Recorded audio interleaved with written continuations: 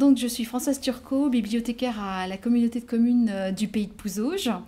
Le Pays de Pouzauges a un réseau de 13 bibliothèques et cette année la collectivité avait souhaité que nous travaillions donc en partenariat avec la bibliothèque départementale de la Vendée sur le projet des voyageurs du soir et nous avions envie de sortir un petit peu des sentiers battus. Et la proposition sur l'humour nous avait interpellés. Donc nous avons travaillé en collaboration pour monter 3 soirées.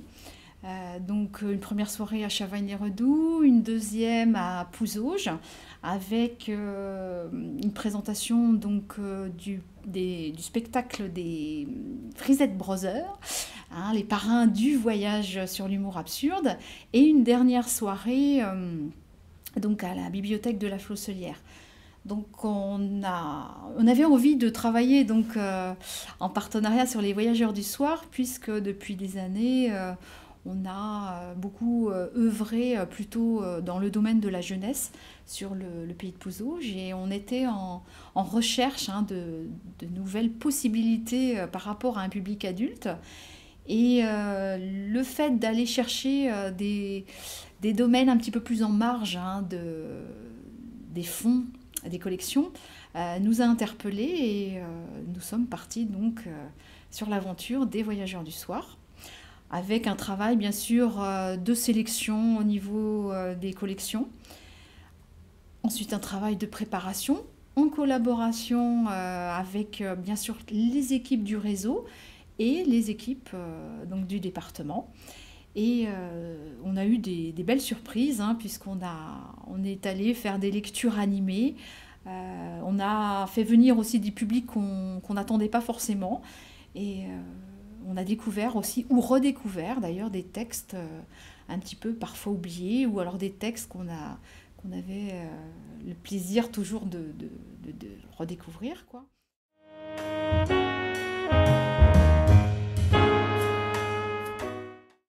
Ça a été vraiment un vrai travail d'équipe qui a été un travail sur le long terme, hein, puisqu'on a commencé le voyage au mois de juillet l'année dernière, un travail de préparation pour des soirées qui ont démarré en fait en début de cette année, avec construction des trames, des soirées, essais de tentatives d'originalité, par exemple avec une séance à la Flosselière de lecture à voix haute sur de la bande dessinée, ce qui était un petit peu original. Et on s'est rendu compte que finalement, il fallait ne pas hésiter à oser aller sur à la fois des parties, des thématiques un petit peu en marge et des fonds aussi un petit peu plus spécifiques qu'on n'a pas forcément l'habitude d'aller chercher au quotidien dans les bibliothèques. Et le fait de les présenter d'une manière un petit peu plus, entre guillemets, ludique, voire redécouvrir les textes à travers les voix, eh bien, a permis de relancer un petit peu une dynamique autour de ces collections et puis de sensibiliser aussi des publics qu'on ne voyait pas toujours en bibliothèque. On a l'habitude aussi sur le Pays de Pouzauges de travailler en collaboration, hein, déjà sur pas mal de projets qui n'ont rien à voir avec les voyageurs du soir. Et on a réussi à chaque fois, pour chaque équipe, à emmener l'équipe avec nous. Et c'était d'ailleurs un souhait des élus du Pays de Pouzauges que les équipes s'impliquent dans le projet. Et ils se sont découverts d'ailleurs des talents, des envies, et ils se sont dit que finalement, ils ne seraient peut-être pas partis tout seuls, mais le fait qu'il y ait un travail de collaboration avec différents groupes, eh bien, ils étaient totalement partants. Ils se sont superbement investis sur chaque soirée, chacun avec leurs moyens, chacun avec leurs petites touches, hein. On n'exige pas des choses quand même infaisables, mais chacun avec ses idées, ses envies. Ils ont apporté aussi leur manière d'être, et ça a été un plus, hein, plutôt qu'un parachutage d'une soirée préfabriquée. Et au contraire, c'était très enrichissant à ce niveau-là pour tout le monde, que ce soit pour les professionnels ou alors des bénévoles qui n'avaient vraiment pas du tout l'habitude, pour certains, de faire ce type de lecture. Puisque ceux qui ont participé étaient plus habitués là aussi au public jeunesse par exemple. Mais ils se sont lancés, je crois que c'est le fait d'être un groupe et de partir pour une soirée, comme quoi on fait vraiment dans ce cas-là un voyage, quoi, dans tous les sens du terme. Une aventure et c'est vrai que c'est... Ils sont tous ressortis heureux d'avoir réussi à se dépasser un peu, d'oser et puis de voir que le public était en face aussi et répondait. Et attendait autre chose justement, qu'on n'osait pas toujours proposer.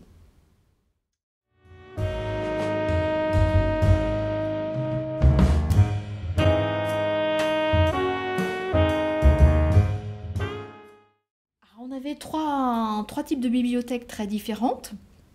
Donc deux plus petites, hein, la bibliothèque de Chavagny-Redoux et la bibliothèque de la Flosselière, qui ont des espaces relativement réduits. Donc on a été obligé de moduler l'espace pour essayer de créer quelque chose de convivial. Et on s'est un petit peu amusé avec la bibliothèque de la Flosselière puisqu'on se trouvait sur une soirée de mai. Et là, on a utilisé le jardin attenant pour faire une partie de la soirée, donc pour compléter un espace qui était un petit peu plus confiné. Bon, après, on avait la bibliothèque de Pouzouges qui, elle, pouvait recevoir avait une capacité quand même un petit peu plus grande, puisque là, on est monté jusqu'à 70 personnes à la soirée. Elle se prêtait effectivement au spectacle des frisettes d'une manière...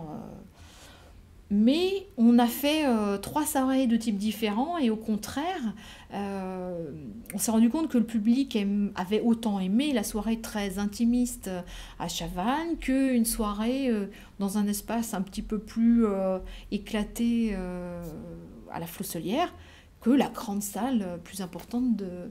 Donc on se rend compte d'ailleurs qu'on peut faire une lecture un peu partout et n'importe où, et qu'on peut en fait utiliser un escalier, un bureau qui est dans un angle un peu bizarre, enfin tout peut être prétexte à justement partir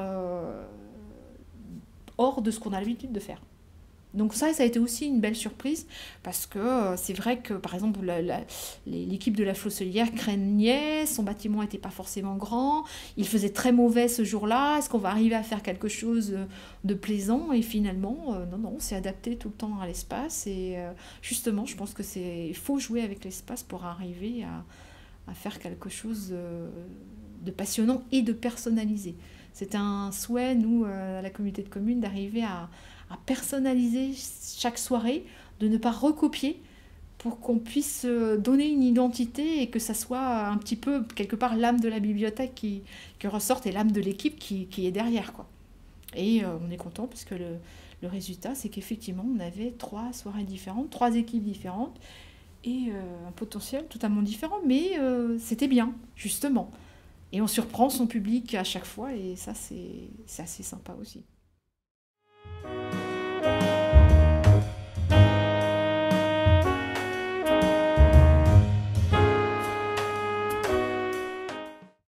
On repart sur la saison 3 avec justement, ça nous a interpellés à la communauté de communes de se dire, justement, osons des thèmes un petit peu plus en marge, des thèmes qu'on a peut-être nous-mêmes un petit peu de mal à aborder. Et on repart donc sur une proposition sur le théâtre contemporain. Et je pense que on peut avoir aussi là de belles surprises. Et ça risque d'être une belle aventure, avec évidemment d'autres équipes qui vont découvrir le concept. Et je pense qu'on va voir d'autres choses. Il y a aussi bien sûr le blog qu'il faudra qu'on approfondisse, où il y a des trésors à cacher, puisqu'en fait on suit le parcours des livres à travers le blog. C'est aussi une démarche tout à fait dans l'air du temps et qui est aussi intéressante pour les réseaux de bibliothèques et puis les lecteurs. Donc on va essayer aussi peut-être cette année de mobiliser autour des nouveaux médias. On verra bien. En tout cas, on est repartant.